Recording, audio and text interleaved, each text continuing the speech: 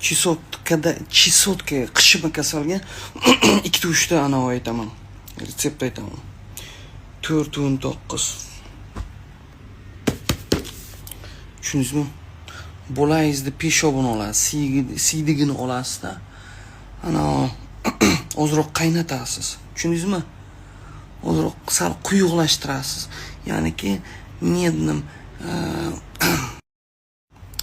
esimga tushdi. Mis idishda ozroq qaynatasiz. Qaynatdingizda sal quyildi, hatto vitiligiga zo'r ketadi. Ekan. Tushundingizmi?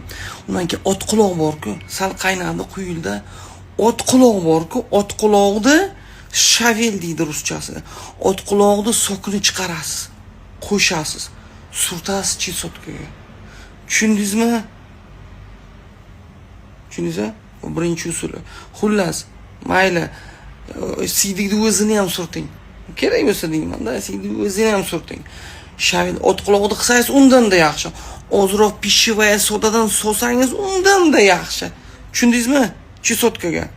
Ikkinchi usuli chisotkaga.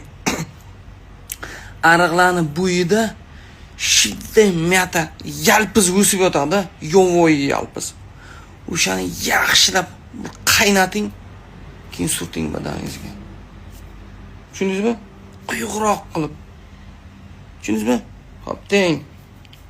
Undan keyin tuyani siydigini ham surtsangiz bo'ladi. Chisotkaga. Sizga eng osonini aytdim. Tushundingizmi?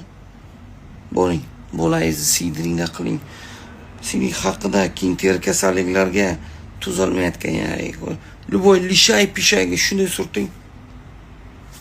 Siydik bilan. Harom deysizlar, bilaman, to'g'ri. Xohlasalaringiz deyman-da. Chunki kitobda yozilgan.